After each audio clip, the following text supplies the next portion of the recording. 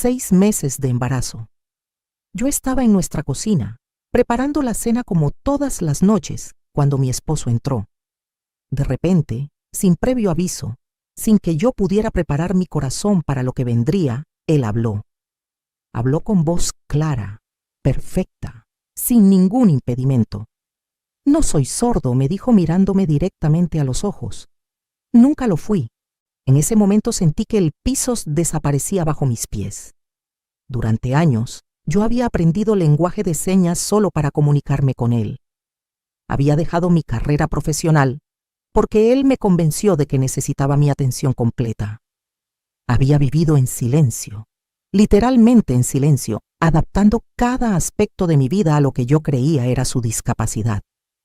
Y ahora, con mi vientre de 6 meses, con nuestro bebé creciendo dentro de mí, descubría que todo había sido una mentira calculada. Cada conversación que tuvimos usando las manos, cada vez que yo bajé la voz en nuestra casa pensando que no importaba, cada sacrificio que hice creyendo que estaba ayudando al hombre que amaba, todo fue una farsa. Él había escuchado cada palabra, cada conversación telefónica con mi madre, cada llanto mío en la regadera cuando me sentía sola en nuestro matrimonio silencioso. Lo escuchó todo y nunca dijo nada. Sigue mi historia hasta el final y comenta la ciudad desde donde me estás viendo para saber qué tan lejos ha llegado mi relato. Esa noche en la cocina fue cuando mi mundo se derrumbó, pero para entender realmente la magnitud de esta traición, necesito llevarte al principio. Necesito que conozcas quién era yo antes de convertirme en la mujer que aceptó vivir en silencio por amor. Mi nombre es Patricia y hoy tengo 68 años. Cuando todo esto comenzó, yo tenía 32, una edad que en mi familia se consideraba peligrosamente cercana a quedarme soltera para siempre. Crecí en Puebla, en una familia tradicional donde mi madre, doña Cecilia, nunca perdía oportunidad de recordarme que el reloj biológico no esperaba a nadie. Cada reunión familiar se convertía en un interrogatorio. Cada boda de una prima menor que yo era como recibir una bofetada. Yo había estudiado contaduría en la universidad, algo de lo que estaba muy orgullosa. Trabajaba en una firma importante en la Ciudad de México. Había logrado ascender a una posición de supervisora, ganaba bien, tenía mi propio departamento. Pero para mi madre, nada de eso importaba si no tenía un esposo y una familia. Patricia, el dinero no te va a calentar en las noches, me decía constantemente. ¿De qué sirve tanto estudio si vas a terminar sola? Sus palabras eran como gotas de agua cayendo sobre una piedra. Poco a poco fueron desgastándome. Empecé a creer que tal vez tenía razón, que tal vez mi independencia era solo una forma de esconder mi fracaso como mujer. Mis amigas ya estaban casadas, algunas con hijos en la primaria. Yo era la única en mi círculo que seguía asistiendo sola a los eventos sociales. La presión era constante, sofocante, y con el tiempo comenzó a cambiar la forma en que me veía a mí misma. Dejé de sentirme exitosa y empecé a sentirme incompleta. Fue en ese estado de vulnerabilidad que conocí a Roberto. Fue en una conferencia de tecnología, donde mi firma era uno de los patrocinadores.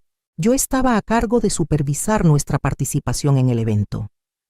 Él era uno de los expositores, un empresario del sector tecnológico que había hecho fortuna desarrollando aplicaciones. Cuando me lo presentaron, lo primero que noté fue su apariencia impecable. Traje italiano, reloj suizo, esa seguridad que solo da el dinero. Lo segundo que noté fue que se comunicaba a través de una intérprete de lenguaje de señas. Roberto es sordo de nacimiento, me explicó el organizador del evento. Pero no dejes que eso te engañe. Es uno de los cerebros más brillantes en tecnología de toda Latinoamérica. Durante el evento, nuestras miradas se cruzaron varias veces. Había algo en la forma en que me observaba que me hacía sentir especial, vista de verdad. Al final de su conferencia, se acercó a mí con su intérprete. A través de ella, me invitó a cenar. Yo acepté, intrigada por este hombre exitoso que parecía genuinamente interesado en mí. Esa primera cena fue mágica. A pesar de la barrera del lenguaje, o tal vez precisamente por ella, nuestra comunicación se sentía profunda, significativa. Cada gesto tenía peso, cada expresión facial importaba. Él escribía cosas en su teléfono para mostrarme, yo hacía lo mismo. Nos reímos, conectamos. Cuando llegué a casa esa noche, llamé a mi madre emocionada. Mamá, conocí a alguien especial. Su respuesta fue inmediata y predecible. ¿Es soltero? ¿Tiene buen trabajo? Cuando le conté que era sordo, hubo un silencio. Luego dijo, bueno, mija, nadie es perfecto, y a tu edad no puedes darte el lujo de ser tan exigente. Roberto y yo comenzamos a vernos regularmente. Él viajaba seguido a la Ciudad de México por negocios, y yo empecé a esperar sus visitas con una ansiedad que no había sentido nunca. Me inscribí en clases de lenguaje de señas. Dedicaba mis noches a practicar frente al espejo. Memorizaba cada seña, cada expresión. Quería poder hablar con él sin intermediarios, sin intérpretes, solo nosotros dos. Mis compañeros de trabajo notaron el cambio en mí. Llegaba sonriendo a la oficina, revisaba constantemente mi teléfono esperando sus mensajes. Por primera vez en años, me sentía como las protagonistas de las telenovelas que veía mi madre, enamorada, ilusionada, con mariposas en el estómago. Roberto era atento de maneras que ningún otro hombre había sido conmigo. Me enviaba flores a la oficina, planeaba citas elaboradas, me presentó a su círculo social de empresarios y profesionales. Yo me sentía como Cenicienta en el baile. Aquí estaba este hombre guapo, exitoso, millonario, que me había escogido a mí entre todas las mujeres que seguramente lo perseguían. A los 6 meses de conocernos, Roberto me pidió matrimonio. Lo hizo durante un fin de semana en Valle de Bravo, en una casa junto al lago que él había rentado. Preparó una cena romántica en la terraza, con velas por todos lados y pétalos de rosa formando un camino. Cuando sacó el anillo, un diamante que brillaba tanto que casi me ciega. Yo ya estaba llorando. Me lo pidió en señas, cada gesto perfectamente ejecutado. ¿Quieres ser mi esposa? Yo dije que sí antes de que terminara la pregunta. Llamé a mi madre esa misma noche. Su reacción fue de puro alivio. Gracias a Dios, mija. Ya pensaba que me iba a morir sin verte casada. Y dices que tiene dinero. Ay, Patricia, te sacaste la lotería. Y mira, lo de que seas sordo, pues hasta es mejor, así no vale escuchar cuando lo regañes. Se rió de su propio chiste, pero sus palabras se me quedaron grabadas de una forma extraña. Los preparativos de la boda fueron un torbellino. Roberto insistió en que fuera algo grande, elegante. Quiero que todo el mundo sepa que eres mía, me decía a través de señas y mensajes de texto. Rentamos uno de los salones más exclusivos de la Ciudad de México. Contratamos a los mejores proveedores. Mi vestido era importado, de un diseñador que yo solo había visto en revistas. La lista de invitados sobrepasaba las 300 personas. Yo me dejé llevar por la corriente, disfrutando de la atención, de los cumplidos, de la envidia apenas disimulada de algunas primas que siempre me habían hecho sentir menos por estar soltera. Pero en medio de toda esa emoción, Roberto comenzó a hacer sugerencias. Primero fue sobre mi trabajo. ¿Realmente necesitas seguir trabajando?, me preguntó una noche mientras cenábamos. Yo gano suficiente para los dos. Y si vamos a formar una familia, ¿no sería mejor que te enfocaras en eso? Yo dudé. Mi carrera era importante para mí, era parte de mi identidad. Pero él continuó. Piénsalo, Patricia, yo te necesito. Mi discapacidad hace que muchas cosas sean más difíciles para mí. Necesito una esposa que pueda estar disponible, que pueda acompañarme a reuniones de negocios, que pueda ayudarme a navegar un mundo hecho para personas que escuchan. ¿No quieres ayudarme? La forma en que lo planteó hizo que negarme se sintiera como un acto de egoísmo. Aquí estaba este hombre que, a pesar de sus limitaciones, había construido un imperio y solo me pedía mi apoyo, mi presencia. ¿Qué clase de esposa sería si le negaba eso? Así que accedí. Le dije a mi jefe que después de la boda renunciaría. Mis colegas organizaron una despedida. Me regalaron un álbum de fotos con recuerdos de mis 10 años en la firma. Algunos me felicitaron, otros me miraron con lástima apenas disimulada. Una compañera, Mónica, me llevó aparte. Patricia, ¿estás segura de esto?, me preguntó. ¿Trabajaste tan duro para llegar donde estás? ¿De verdad quieres dejarlo todo? Le sonreí con la seguridad de una mujer enamorada. Voy a tener algo mejor, le dije. Voy a tener una familia. La boda fue exactamente como la había soñado. Caminé por el pasillo del brazo de mi padre, quien murió 2 años después, y nunca supo la verdad de lo que viví. Roberto me esperaba en el altar, tan guapo con su smoking, sonriéndome con esa sonrisa que hacía que todo lo demás desapareciera. Intercambiamos votos en lenguaje de señas, un detalle que hizo llorar a más de uno en la audiencia.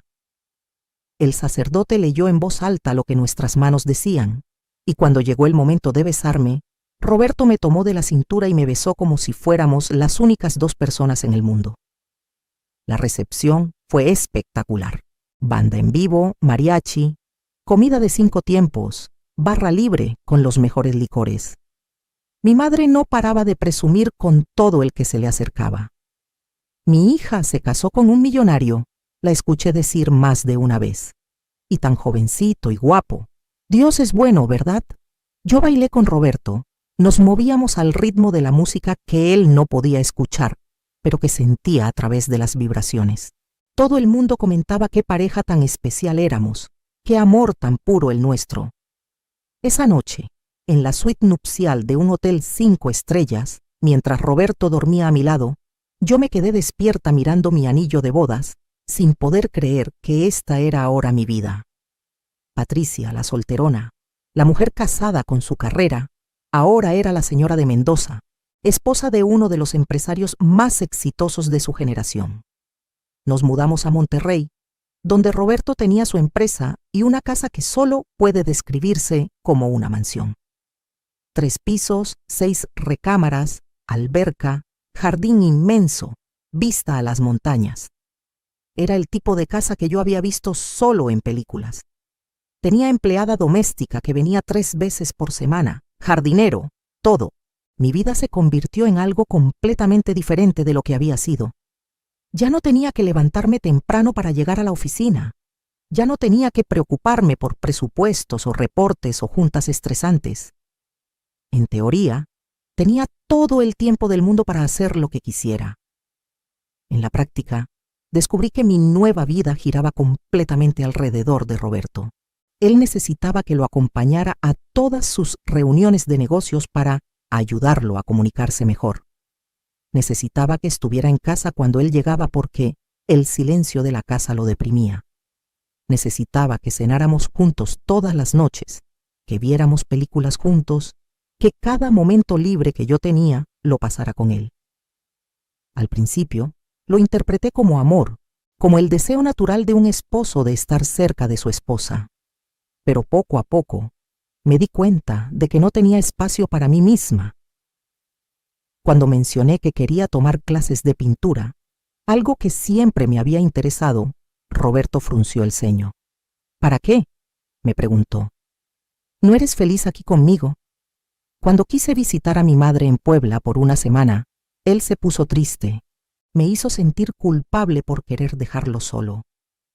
Pensé que queríamos empezar una familia, me dijo. ¿Cómo vamos a lograrlo si tú estás en Puebla y yo aquí? Tenía una forma de hacer que cada deseo mío, cada necesidad mía, se sintiera como un capricho egoísta. El tema de tener un bebé se volvió una obsesión para Roberto. Llevábamos solo 6 meses de casados cuando empezó a presionar en serio. Ya no somos tan jóvenes, me decía. Mientras más esperemos, más riesgos hay. Yo le decía que quería esperarnos a conocernos mejor como pareja, a disfrutar de nuestro matrimonio antes de agregar la responsabilidad de un hijo. Pero él insistía y finalmente yo cedí, como siempre cedía. Dejé de cuidarme y a los 3 meses Las 2 rayitas en la prueba de embarazo confirmaron que estaba esperando un bebé. Roberto lloró de felicidad cuando se lo dije. Me abrazó tan fuerte que casi no podía respirar. Vamos a ser una familia de verdad, me dijo por señas. Vamos a ser perfectos. El embarazo fue difícil desde el principio. Náuseas constantes, cansancio extremo, dolores de espalda.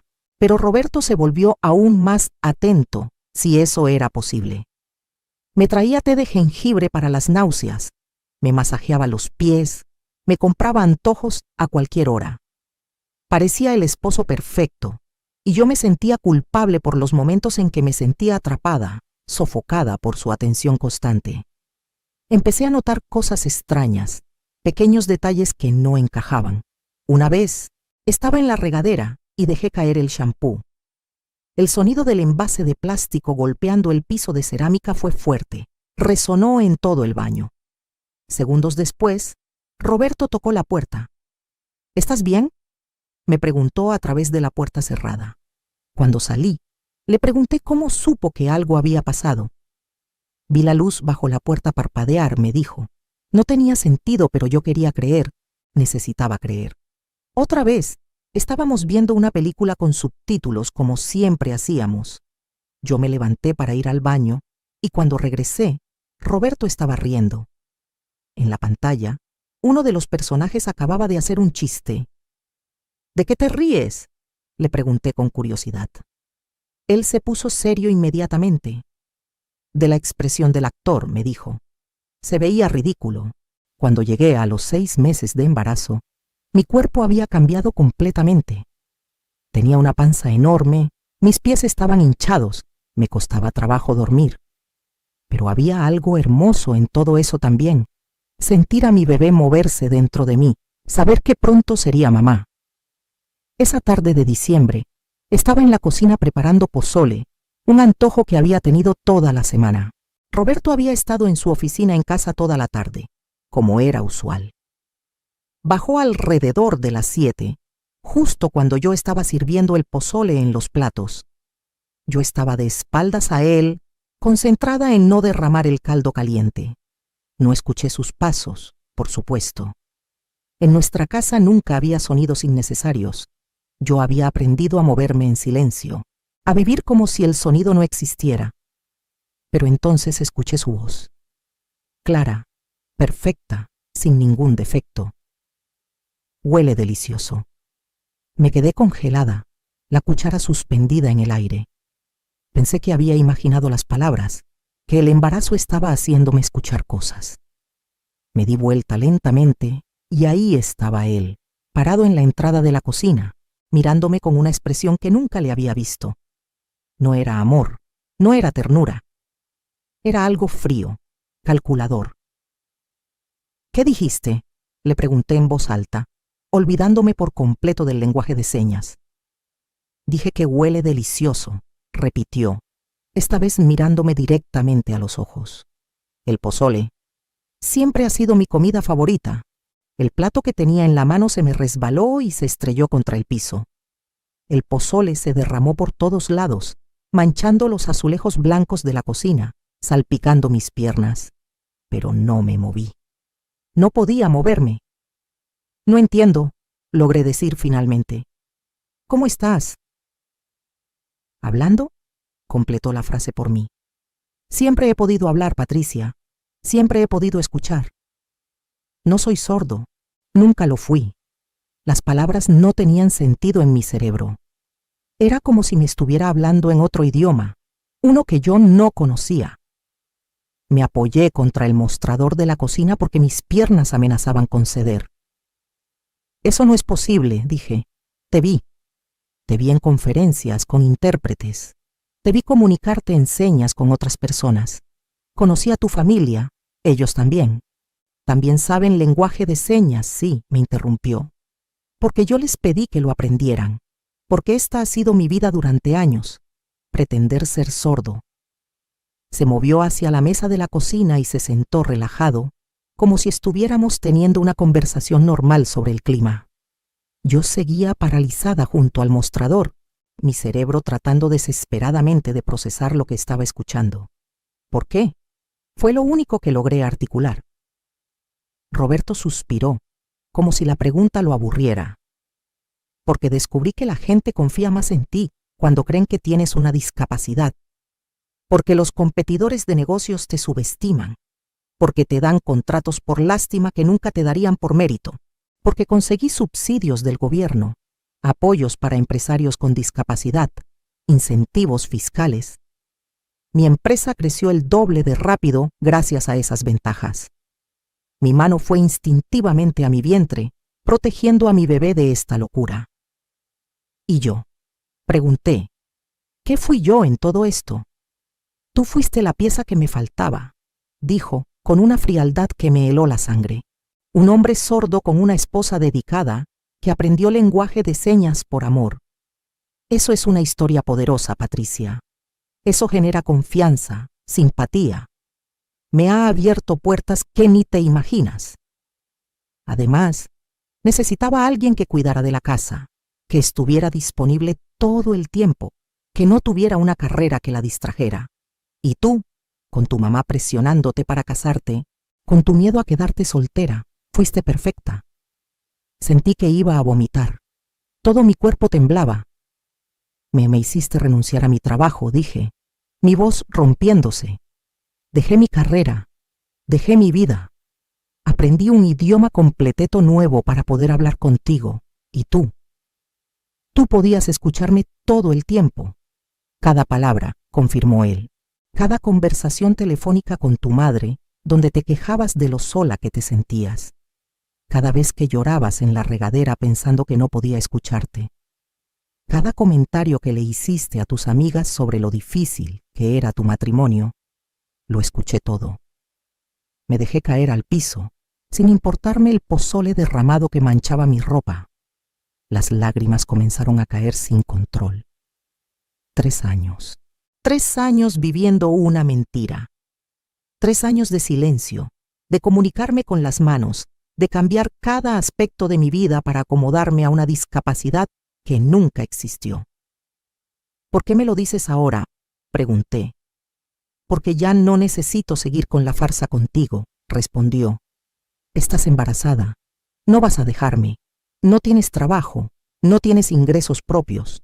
Tu familia está encantada con nuestro matrimonio, con mi dinero. ¿A quién le vas a decir? ¿Quién te va a creer? Y aunque te crean, ¿qué vas a hacer? ¿Divorciarte de mí estando embarazada?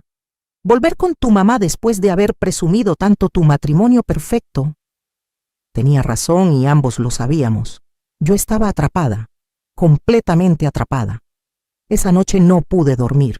Me quedé en una de las habitaciones de huéspedes, con la puerta cerrada con seguro, llorando hasta que no me quedaron lágrimas. Roberto no intentó buscarme, no tocó mi puerta.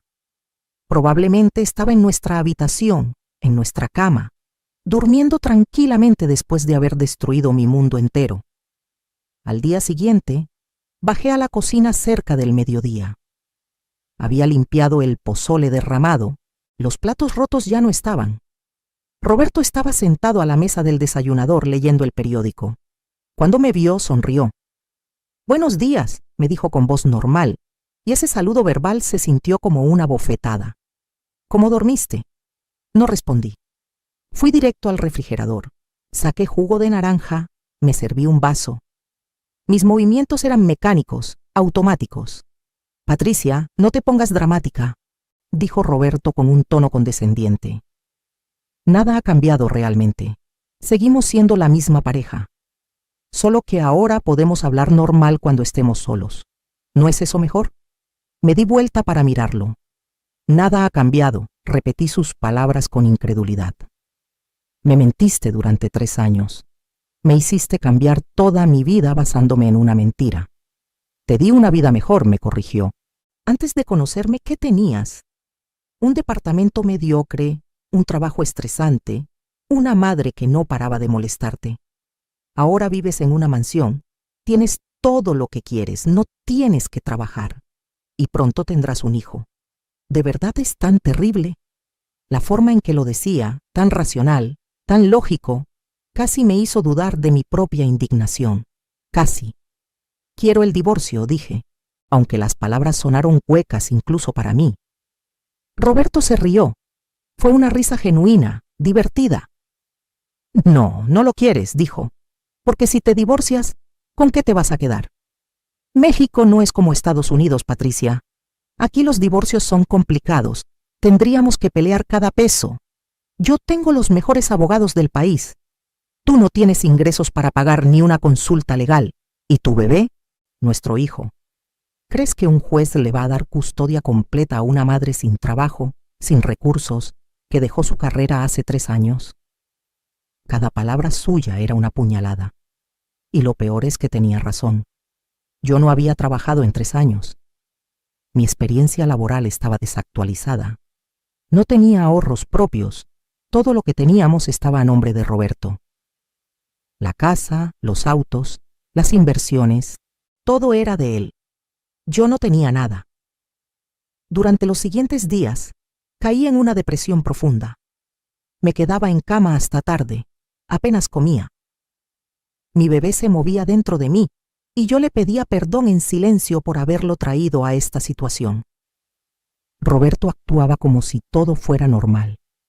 Hablaba conmigo en español cuando estábamos solos, pero cuando salíamos o cuando venía alguien a la casa, volvía a su actuación de persona sorda, y yo tenía que seguirle el juego. Porque si yo decía algo, si yo revelaba su secreto, sabía que las consecuencias serían desastrosas. Llamé a mi madre una tarde. Necesitaba escuchar su voz, aunque no podía contarle la verdad. «Mija, ¿cómo estás?», me preguntó. «Te oyes triste». «Solo es el embarazo, mamá», mentí. «Las hormonas me tienen muy sensible». «Ay, es normal», me aseguró. «Pero tienes que cuidarte, tienes que estar contenta. Piensa en lo afortunada que eres. Un esposo guapo, rico, que te adora. Una casa hermosa, un bebé en camino. Dios te ha bendecido, Patricia. No todos tienen tanta suerte». Colgué el teléfono sintiéndome peor que antes, porque ella tenía razón desde su perspectiva. Desde afuera, mi vida se veía perfecta. Nadie sabía que estaba viviendo con un mentiroso manipulador que había construido nuestro matrimonio entero sobre una farsa. Pero entonces algo cambió. Fue una tarde, casi 2 semanas después de la revelación, cuando estaba organizando papeles en el estudio de Roberto. Él me había pedido que buscara unos documentos fiscales, y mientras revisaba los archivos de su escritorio, encontré una carpeta que llamó mi atención. Estaba marcada como personal confidencial. Mi instinto me decía que no la abriera, que respetara su privacidad. Pero después de lo que me había hecho, sentí que ya no le debía ese respeto. Abrí la carpeta y lo que encontré me dejó sin aliento. Había documentos que mostraban que Roberto había defraudado al gobierno. Había cobrado subsidios para personas con discapacidad durante años, millones de pesos en total, todo basado en certificados médicos falsos. Había contratos con el gobierno que específicamente le habían sido otorgados por su condición. Había correspondencia con médicos corruptos que le habían proporcionado la documentación falsa. Pero eso no era todo. También encontré documentos sobre propiedades que yo no conocía, cuentas bancarias en el extranjero, inversiones ocultas.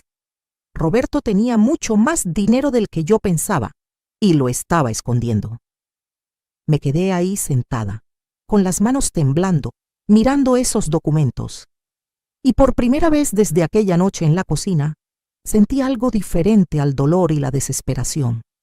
Sentí poder, porque ahora yo tenía información que podría destruirlo.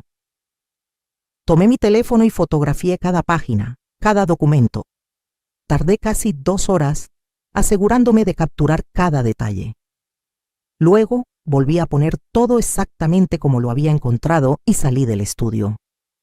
Esa noche en la cena, Roberto habló sobre su día como si nada. «Cerré un contrato importante con el gobierno», me dijo con orgullo. «Vale 30 millones de pesos. Es para desarrollar una plataforma de accesibilidad». La ironía era casi cómica. Un hombre que fingía ser sordo desarrollando tecnología de accesibilidad para personas con discapacidades reales. Durante las siguientes semanas, me convertí en una actriz tan buena como él. Seguí viviendo en la casa, cumpliendo mi papel de esposa devota, pero en secreto estaba planeando. Contraté a un abogado especializado en fraudes, le envié copias de todos los documentos que había encontrado. Me aseguró que con esa evidencia, Roberto enfrentaría no solo un divorcio, sino posibles cargos criminales. También contraté a un investigador privado para que averiguara si había más cosas que yo no sabía, y las sabía. Resultó que yo no era la primera mujer a la que Roberto había engañado con su farsa de sordera. Había tenido 2 novias anteriores. Ambas habían aprendido lenguaje de señas por él. Ambas habían dejado sus trabajos. Una de ellas estaba dispuesta a testificar sobre su patrón de comportamiento manipulador. Mientras tanto, en casa, yo jugaba mi papel perfectamente. Cocinaba sus comidas favoritas, veía películas con él, hasta reía de sus chistes. Roberto pensaba que me había resignado, que había aceptado mi destino. Una noche me dijo: «Sabía que entenderías, sabía que eras inteligente. Juntos podemos tener una buena vida, Patricia. Solo necesitas aceptar las cosas como son». Yo asentí, le sonreí, y por dentro pensaba en todo lo que estaba por venir. Mi bebé nació en marzo, una niña hermosa que llamamos Sofía. El parto fue difícil, casi 20 horas de labor, pero cuando la tuve en mis brazos, sentí una determinación renovada. Esta niña merecía crecer en un ambiente de verdad, no de mentiras. Roberto fue un padre atento esos primeros meses. Cambiaba pañales, se levantaba en las noches cuando Sofía lloraba. Y cada vez que lo veía con nuestra hija, sentía una mezcla de ternura y repulsión. Porque esta niña era inocente, pero él no lo era. Cuando Sofía cumplió 4 meses, mi abogado me dijo que era tiempo de actuar. Teníamos toda la evidencia que necesitábamos. Había contactado a las autoridades fiscales, quienes estaban muy interesadas en investigar el fraude de Roberto. También había preparado una demanda de divorcio, que no solo me daría la custodia de Sofía, sino también una compensación económica significativa, basada en los activos ocultos que habíamos descubierto. Elegí un martes para ejecutar mi plan. Roberto tenía una reunión importante esa tarde con funcionarios del gobierno, otra presentación donde jugaría su papel de empresario sordo innovador. Esa mañana, mientras desayunábamos, le sonreí. «Espero que tu reunión salga bien hoy», le dije. «Gracias», respondió, sin sospechar nada. «Debería estar de vuelta para la cena». «Tómate tu tiempo», le dije. «Sofía y yo estaremos bien». Cuando se fue, esperé exactamente 30 minutos. Luego hice una llamada. A las 2 de la tarde, Roberto estaba en medio de su presentación, comunicándose a través de su intérprete de señas, cuando agentes de la policía fiscal entraron a la sala. Yo no estaba ahí para verlo, pero mi abogado me contó después. Le mostraron una orden de arresto por fraude fiscal. Le leyeron sus derechos, frente a todos sus colegas, frente a los funcionarios del gobierno con quienes estaba cerrando un contrato de 30 millones, frente a su intérprete que no sabía que su trabajo había sido una farsa durante años. Y cuando trataron de comunicarse con él a través de señas, mi abogado se paró y dijo en voz alta: «No es necesario. El señor Mendoza puede escuchar perfectamente. De hecho, tenemos grabaciones de él hablando con normalidad». El escándalo fue inmediato y masivo. Los medios de comunicación se volvieron locos con la historia. Empresario millonario fingió ser sordo durante años para defraudar al gobierno, decían los titulares. Mi teléfono no paraba de sonar. Reporteros queriendo entrevistas, conocidos que no podían creer la noticia. Esa noche, Roberto llegó a la casa bajo fianza. Estaba furioso, descompuesto, tan diferente del hombre calmado y controlador que yo conocía. «Tú hiciste esto», me gritó apenas entró. «Tú fuiste a las autoridades». Yo estaba sentada en la sala, con Sofía en mis brazos. Lo miré con una calma que no sabía que poseía. «Sí», dije simplemente, «yo fui». ¿Tienes idea de lo que has hecho?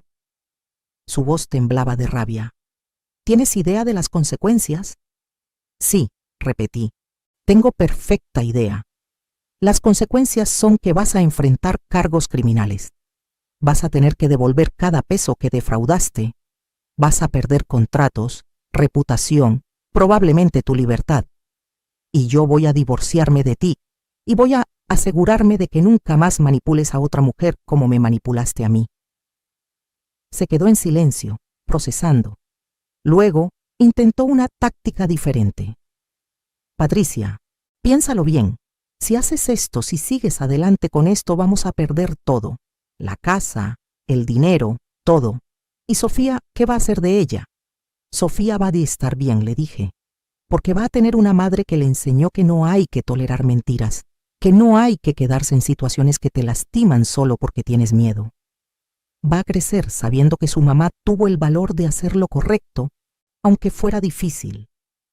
Roberto trató de negociar, de amenazar, de manipular una vez más. Pero yo ya no era la misma mujer que había conocido en aquella conferencia hace 4 años. Ya no era la mujer desesperada por casarse que había aceptado cambiar su vida entera por un hombre. Había aprendido, dolorosamente, que el amor real no requiere que pierdas tu identidad, que el matrimonio no debería ser una prisión, que ninguna cantidad de dinero o seguridad material vale tu paz mental y tu dignidad. Los siguientes meses fueron caóticos. El divorcio fue complicado y feo. Roberto contrató abogados caros que trataron de pintarme como una cazafortunas, como una mujer vengativa que estaba destruyendo a un hombre brillante, pero la evidencia de su fraude era incontrovertible. No podía negar las certificaciones médicas falsas, los millones en subsidios que había cobrado ilegalmente. Las autoridades congelaron muchos de sus activos. Los medios seguían la historia obsesivamente. Yo di una entrevista, solo una, donde conté mi versión de los hechos. Hablé de cómo había aprendido lenguaje de señas, de cómo había dejado mi carrera, de cómo había descubierto la verdad estando embarazada. La respuesta fue abrumadora. Miles de mujeres me escribieron compartiendo sus propias historias de manipulación, de haber sacrificado demasiado por hombres que no lo merecían. Me convertí, sin quererlo, en una especie de símbolo. Mi madre, por su parte, estaba devastada, pero eventualmente me apoyó. Siempre pensé que lo importante era que estuvieras casada. Me dijo llorando una tarde cuando vino a visitarme. Nunca pensé en si eras feliz, si eras respetada. Lo siento, mija. Lo siento mucho por la presión que te puse. El juicio por fraude duró casi 1 año. Al final, Roberto fue sentenciado a 6 años de prisión y ordenado a pagar restitución completa de todos los fondos defraudados. Fue devastador para él ver su imperio desmoronarse, ver su reputación destruida. Pero para mí fue liberador. El divorcio se finalizó poco después. Yo obtuve una compensación económica justa, basada en los activos ocultos que habíamos descubierto, suficiente para comprar una casa modesta y tener seguridad financiera para Sofía y para mí. No era la mansión, no era la vida de lujo, pero era mía, ganada honestamente. Volví a estudiar. Tomé cursos para actualizar mis conocimientos en contabilidad. A los 40 años, conseguí un trabajo en una firma mediana en Puebla, cerca de mi madre. No era la posición ejecutiva que había tenido antes, pero era un comienzo. Y esta vez, nadie me pediría que renunciara. Nadie me haría sentir que mi carrera era menos importante que servir a un hombre. Sofía creció escuchando música, escuchando mi voz, leyéndole cuentos, escuchando las risas de su abuela.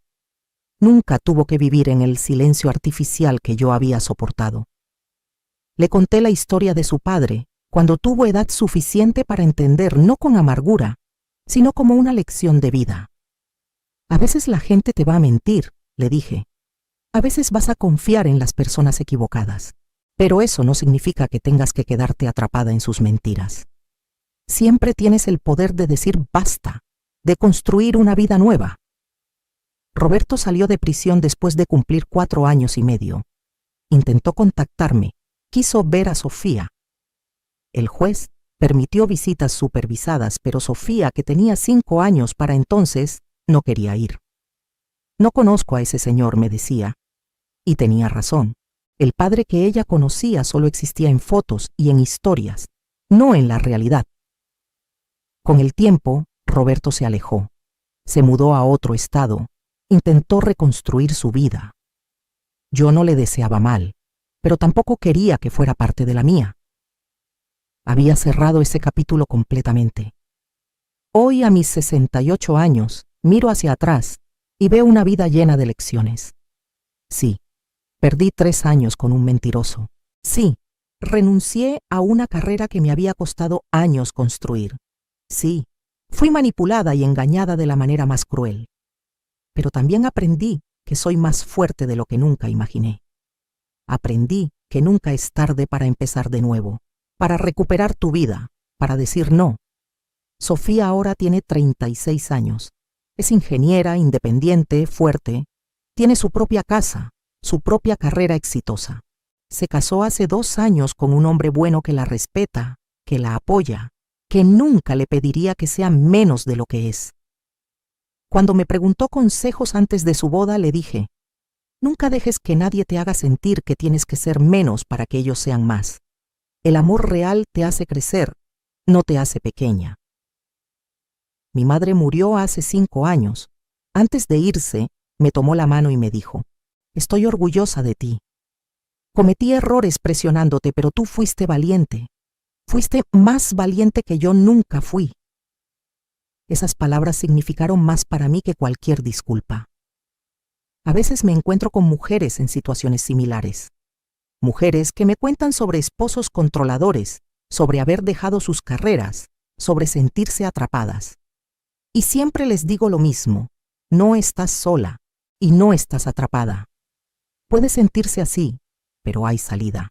Siempre hay salida. Solo necesitas el valor para tomarla. También me he vuelto activista en temas de fraude y manipulación. Trabajo con una organización que ayuda a víctimas de abuso emocional y financiero. Doy pláticas en universidades. Advierto a mujeres jóvenes sobre las señales de relaciones tóxicas. Uso mi historia, por dolorosa que sea, para ayudar a otras. Porque si mi experiencia puede evitar que aunque sea una mujer pase por lo que yo pasé, entonces valió la pena compartirla. El edificio donde trabajaba antes de casarme ya no existe. Lo demolieron para construir un centro comercial. Pero a veces paso por ahí y recuerdo a la Patricia de 32 años, exitosa pero insegura, desesperada por cumplir las expectativas de su familia. Le diría tantas cosas si pudiera.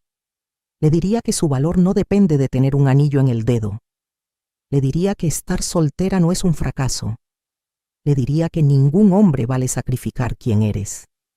Pero no puedo hablar con esa Patricia. Solo puedo hablar contigo, quien sea que estés escuchando esta historia. Y lo que quiero decirte es esto: si algo en tu relación te hace sentir que estás perdiendo partes de ti misma, presta atención a esa sensación. Si alguien te pide que seas menos para que ellos puedan ser más, corre en la dirección opuesta. Si tus sueños, tu carrera, tu identidad están siendo sacrificados en nombre del amor, no es amor real lo que estás recibiendo. Después del divorcio, tardé años en volver a confiar en alguien románticamente. Salí con algunos hombres, pero a la primera señal de que querían cambiarme o controlarme, terminaba la relación. Preferí estar sola que mal acompañada. Y honestamente, esos años sola fueron algunos de los mejores de mi vida. Aprendí quién era Patricia sin un hombre que la definiera, sin expectativas familiares que cumplir. Viajé, algo que nunca había hecho. Tomé ese curso de pintura que Roberto me había desanimado de tomar. Resultó que era bastante buena. Mis cuadros ahora decoran mi casa. Hice amigas verdaderas, mujeres que me apoyaron incondicionalmente. Encontré alegría en cosas simples: un café en la mañana mientras veía salir el sol, una película que me hacía llorar, una conversación profunda con mi hija. Eventualmente, a los 52 años, conocí a Javier. Era viudo, tenía hijos adultos como yo, trabajaba como maestro de secundaria.